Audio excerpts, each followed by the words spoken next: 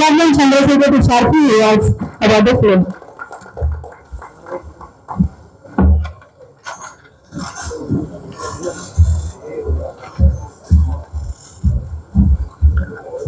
எல்லாருக்கும் வணக்கம். எல்லா பிரஸ் மீடியாவுக்கும் வணக்கம். ஃபர்ஸ்ட்லி நான் ரொம்ப சாரி ஃபார் பீயிங் லேட். நான் 4 மணிக்கு ரெடி ஆகிட்டு அந்த அம்மா தான் அன்னைக்கு லேட் பண்ணாங்க. அந்த அம்மாவோட ப்ரெஸ் மீட்னா 6 PM 5 PM இருப்பாங்க அங்க. ஸோ கணக்கு காணும். ஃபர்ஸ்ட்லி இது ரொம்ப ஸ்பெஷலான படம் எனக்கு. இது அழுதுக்கு அப்புறம் இந்த வாய்ப்பு கிடைச்சிச்சு. அண்ட் சுரேஷ் சங்கர் எனக்கு ரொம்ப எமோஷனா இருக்கு. ஏன்னா firstly to see his wife and his daughter இந்த ஃபீல் பண்றேன். ஏன்னா it was his dream project and sir நிறைய ஹார்ட் ஒர்க் பண்ணாங்க. and even in his time of his illness he was still working really hard. And firstly Ramesh sir and Jagan sir, thank you for producing, being such an amazing producer. Hotstar for backing up, Box Office Story for backing such a good content film. Yogi Babu sir, you are a wonderful co-star to me. நீங்க ரொம்ப humble, grounded ஆன star and என்ன மாதிரி aspiring actors-க்கு ஒரு true inspiration. Navas, I saw the movie and what beautiful background music and song. And congratulations for Dyson and Thaikalavi and wishing you all the success. A character ரொம்ப simple, bubbly-ஆன character. And Suresh Sangha sir first narrate பண்ணும்போது சொன்னாங்க you have to know how to ride the bike. நான் சும்மா ஆமா sir I know how to ride the bike சொன்னேன். If I said no I would lose the role. So the bike trainers Sam and Pavan I would definitely thank. 24 hours அங்க செட்ல இருந்தாங்க to teach me how to ride the bullet. Rachel, I didn't get to work with you but I hope I get to work with you soon. To the entire cast and crew, thank you for all your support. Vasnabala sir, Susindran sir, Nelson sir, I was supposed to work with all 3 of you and again it didn't work and I hope I get to work with you all soon. Thank you Nandri, if I forgot anybody's name I'm so sorry, but thank you so much. Thank you P.R.O. Venkatesh for doing such amazing promotion. Thank you. படத்தின் அறிமுகவிற்கு கைமூல வந்திருக்கும் பத்திரிகையாளர்களும் நண்பர்களையும் வணங்கி வருகிறேன். இயக்குனர் Nelson சொன்னது போல ஒவ்வொருத்தரையும் தனிப்பட்ட விதத்துல தனக்கு தெரியுங்கிற சொல்லியிருந்தார் இல்லையா, அப்படி இந்த படத்துல சொன்னபடியே எவரையும் தனிப்பட்ட விதத்தில் எந்த வகையுமே அறியாதனா. எனக்கு தயாரிப்பாளர் ரமேஷ் அவர்களை எனக்கு 8 வருஷம் தெரியும், 10 வருஷம் தெரியும், 12 வருஷம் தெரியும், எல்லாரும் அப்படி எல்லாரும் சொல்லியிருந்தாங்க. எனக்கு நேத்தான் தெரியும். ஆனா என்னன்னா அந்த ரமேஷ் பாபுவை பத்தி தொடர்ந்து நான் கேட்டுட்டு இருந்திருக்கேன். உதவி இயக்குநர்கள் எல்லோரும் சொல்லி சினிமாவில் எவர் வெற்றி பெறுவார் என்றால் எவரெல்லாம் உதவி இயக்குநர்களை பொண்ணை போல பார்த்துக் கொள்கிறார்களோ அவர்கள் பெரிய வெற்றி பெறுவார்கள். தனிப்படத்தில் எது வெளி இயக்குநர்கள் பொதுவாக இதை தனிப்படத்துல வேலை செய்யறாலும் நல்லா பார்த்துக்கிறே அதிகம். அப்படிதான் ரமேஷ் பாபு எங்கெல்லாம் உதவியோ யாரும் சொன்னாலும் அவரோட நின்று அவரோட பேசி ஜெகன் சொல்ற மாதிரி சிட்டிங்க போட்டு அதுக்கப்புறம் கிளம்புறவர். எனக்கு சாயிராம சொல்ற ஒரு சிட்டிங்க போடுவாருன்னா ஒரே குழப்பமா இருந்துச்சு. எவ்வளோ சிட்டிங் போடுறாரு சாயிராஜிராவே சாயிராம் சிட்டிங் போடுறாரு. ஆமா, நான் அப்படித்தான் டாக்டர் வசந்த் கூட விளம்பரம் பண்ணும்போது சாய் வசந்த் நான் வேற யாரோ பொழுது நினைச்சு கடந்து போயிட்டேன். அப்புறம் தான் அந்த வசந்த் தான் போயிட்ட சாய் வசந்த்னாங்க. அந்த மாதிரி இப்படி பெரும் நட்டு கொண்டிருப்பீங்க தயாரிப்பாளர் என்ற விடவும் இன்னைக்கு ஒரு இயக்குனர் இல்லாத பொழுது அவர் படத்தை அவரின் பெயரை சொல்லி அவரை கொண்டாடி அவரை பாராட்டி பேசுகிற ஒரு தயாரிப்பாளர் அரிதிலும் அரிது. அதற்காக ரமேஷ் தெரிவிக்கிறேன். ஏன்னா எல்லா படமும் ஆரம்பிக்கும் போது இயக்குனரும் நடிகரும் போல உலகத்தில் சிறந்த நண்பர்கள் இருப்பதே இல்லை. படம் முடியும் போது அவர் நடிகரை போல மிகச்சிறந்த எதிரியில் இருப்பதே இல்லை கிடைச்சுவாங்க. அப்படி இருக்கும்போது படம் முடிந்த பிறகு அந்த இயக்குனரை கொண்டாடி கொண்டது அவருடைய இல்லாமல் இல்லை. அவருடைய இல்லாமல் அந்த இயக்குனரை கொண்டாடி கொண்டிருக்கிற ஒரு தயாரிப்பாளர் போற்றத்தக்கவர். அந்த வகையில் ரமேஷ் பாபு தொடர்ச்சியாக நாம் எல்லாராலும் போற்றப்பட வேண்டியவர். ஓய்வு பத்தி எல்லாரும் பேசிட்டு இருந்தாங்க. குறிப்பா வசனம் பேசும்போது இந்த கிணத்த காணும் அப்படிங்கிற இந்த தலைப்பை ஒரு பொலிட்டிக்கல் ஸ்டேட்மெண்ட் ஆயிடுச்சு. அப்படின்னு சொன்னாரு. வடிவேலு பேசின எல்லா வசனங்களும் தமிழ்நாட்டில் ஒரு பொலிட்டிக்கல் ஸ்டேட்மெண்ட்.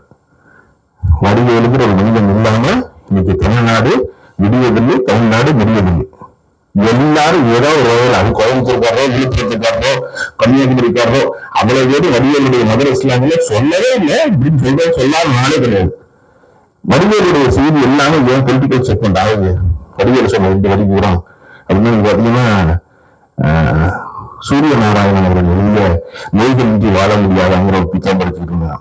அவரை வச்சிருந்தாரு, ஒரு டைட்டிஷியன் அவரை வச்சிருந்தாரு. அந்த புத்தகத்துல டொமேட்டோ எஃபெக்ட் அப்படின்னு ஒரு வார்த்தை இருக்கு. மருத்துவ உணவுல டொமேட்டோ எஃபெக்ட் என்ன அப்படின்னா, அது மெடிக்கல் ஜெர்னல்கள் எல்லாவற்றும் பயன்படுத்தப்படுற வார்த்தை. அதனால நம்மளை போல அவர்களுக்கு அந்த வார்த்தையினுடைய குழப்பம் தெரியாது, சொல்லாச்சு தெரியாது.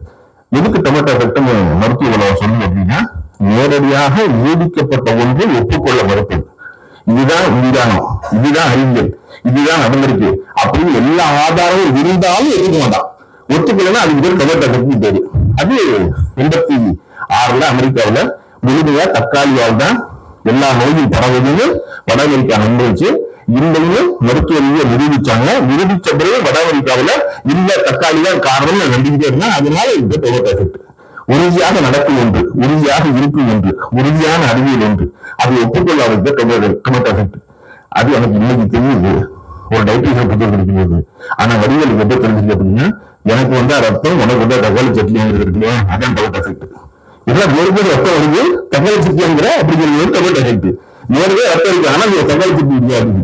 அப்போ ஒரு நகைச்சுவை நடிகர் என்பதும் சொல்லுகின்ற ஒரு வார்த்தை ஒரு அரசியல் செய்தியாக மாற முடியும் அப்படின்னா, நகைச்சுவை நடிகர்களை தமிழ்நாடு அவ்வளவு சிறந்தவர்கள் வைத்திருக்கிறது. அந்த வரிசையில் இன்னைக்கு ஓய்வாகவும் இடம் பெறுதுன்னா எல்லாரும் வாழ்த்துறோம்.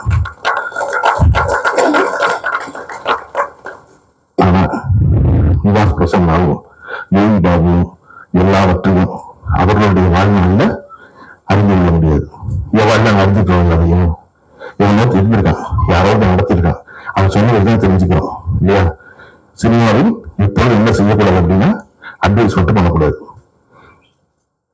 ஏன்னா யார் அட்வைஸும் யாரும் கேட்க மாட்டான். கேட்பாங்க யாராவது? ஏன் சினிமால கேட்க மாட்டாங்க?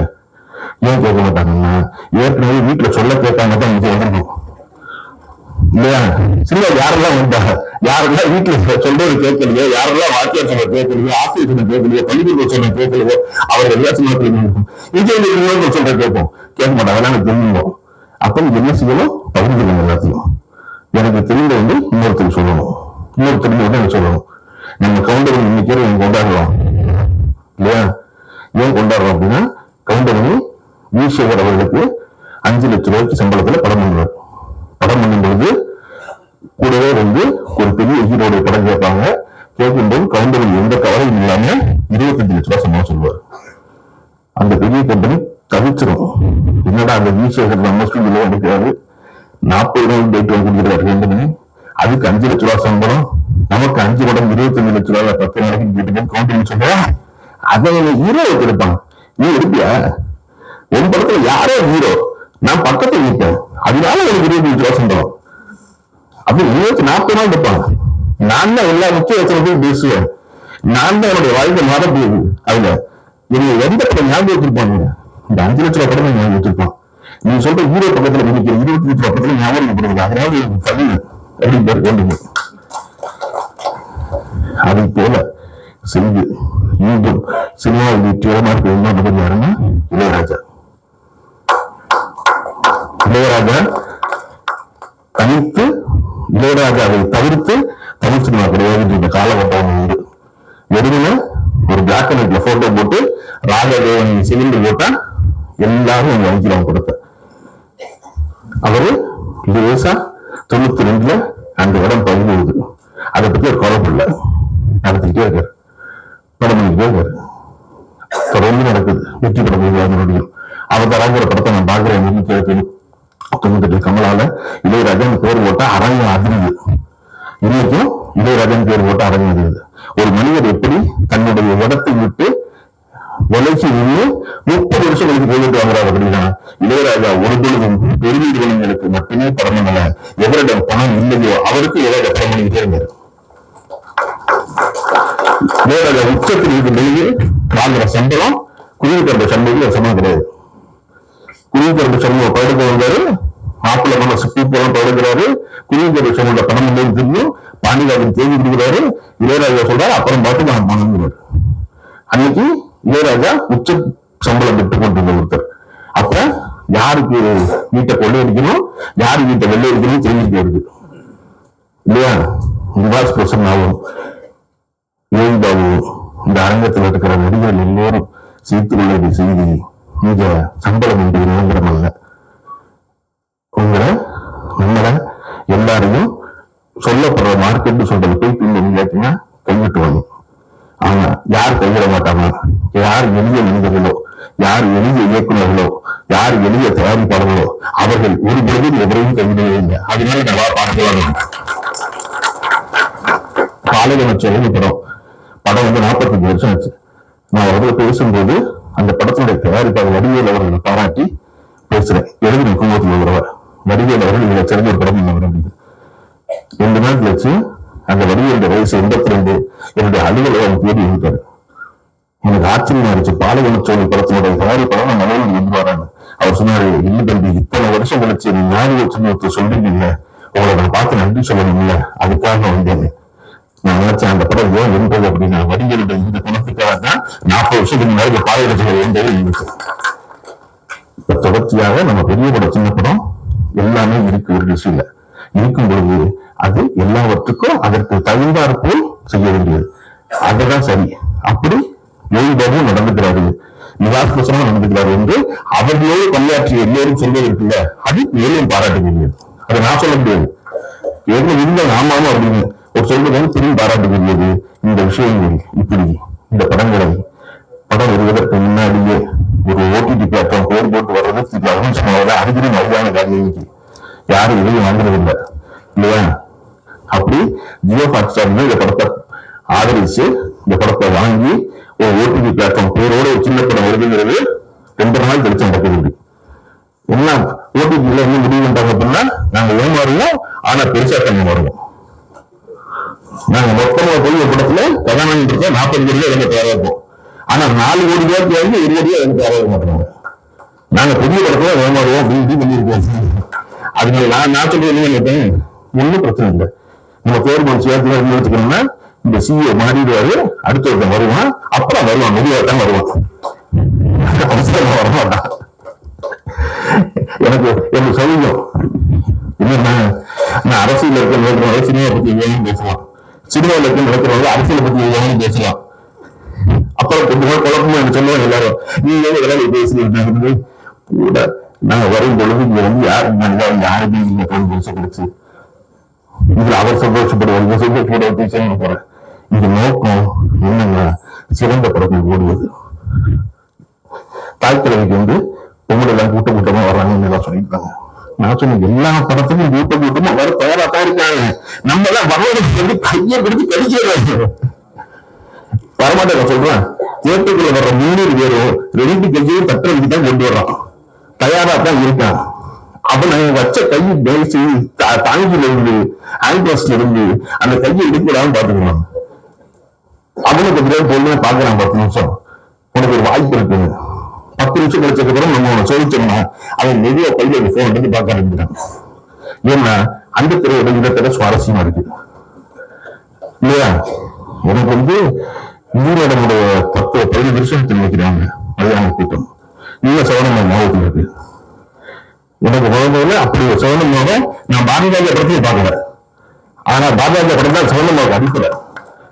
அங்கிருந்து தெரிஞ்சது. அப்ப அந்த படம் இன்னைக்கு மறக்கவே காரணம், நான் எந்த எண்ணத்தையும் போல சும்மா படம் புது டைரக்டர் பார்க்க போகும் அந்த சவணமான 10 வருஷம் ஞாபகத்துக்காங்க. அப்படித்தான் ரசிகர்கள் எல்லோருக்கும் செடிகளை போற்றுவதற்காகத்தான் அரங்கத்து வரும். கணத்தை காண படத்துடைய ட்ரெய்லர் காமிச்சாரு, ரொம்ப சிறப்பா இருந்துச்சு. கையாளர் சொன்னார் இல்லையா, சமீபத்தில் படத்தை கிராமங்களுக்கெல்லாம் போனீங்க, தமிழகத்தில் எடுக்கப்பட்டது இந்த பரணி ஸ்டுடியோல. அது வந்து இருபது பக்கத்துல ஊர்ல அப்ப செய்தி அனுப்பிச்சு எம்ஜிஆர் அவர்கள் நிறுவனத்திற்கு தண்ணி இல்லைன்னு அதை அடிப்படையா வச்சு கோபால் சுவாமி நாடகத்தை வந்து பாலத்தில் தொடங்கினாரு. அப்ப அந்த மந்திரநாயக்கன் வந்து அத்திப்பட்டின்னு பேரு மாற்றி அந்த மந்திரனை கொண்டட்டியில போய் எடுக்க முடியாத படப்பிடிப்புன்னு அந்த தண்ணீர் தண்ணி முழுமையாக எடுக்கப்பட்டது இந்த பர்னி ஸ்டுடியோல. ஆனா இன்றைய சினிமா அப்படி இருக்கா அப்படின்னா இல்லை. இன்னைக்கு அந்த இடத்துக்கே போகணும். அதனாலதான் இந்த படத்தினுடைய இயக்குனர் வந்து ஒரு மற்றவர்கள் இல்லாத வீடுகளில் தேடி தண்ணி இல்லாத கிராமம் தேடி அந்த நிலக்கட்டதற்கு இல்லையா, அதுதான் இந்த படத்தை பார்த்த எல்லோரையும் பாராட்ட வைக்கிறது. அதுக்கு வந்து உழைப்பு இருக்குல்ல, எது எப்பொழுதுமே உங்களுக்கு பலன் தராம போகாது அப்படின்னா உழைப்பு பலன் தராம போகவே போகாது. முயற்சி நிறுத்த கூலி தரும். எப்ப தெய்வத்தால் ஆகாது நலம், தெய்வத்தால் ஆகாது. ஸ்டேட்மெண்ட் முடிஞ்சிச்சு வள்ளுவர் சொன்னது. தெய்வத்தால் ஐயோ தெய்வத்தாலே ஆகாதா அப்படின்னு கேட இல்லையா, இதோட தெய்வமே முடியாதுங்கிறாங்க. தெய்வத்தால் ஆகாது ஃபுல் ஸ்டாப். அது ஒண்ணும் முடிகிறது. கடவுள் கண்டிப்பா என்ன நீ முயற்சி பண்ணு, முயற்சி பண்ணா அது நீ வெறுத்த கூறுகிறோம். இந்த படம் அத்தனை பேரும் நீ வெறுத்த வேலை பார்த்திருக்காங்க. அதற்கான கூலியை எல்லோருக்கும் வந்து சேர்க்க என்ற வாழ்த்து விடைபெறுகிறேன். நன்றி.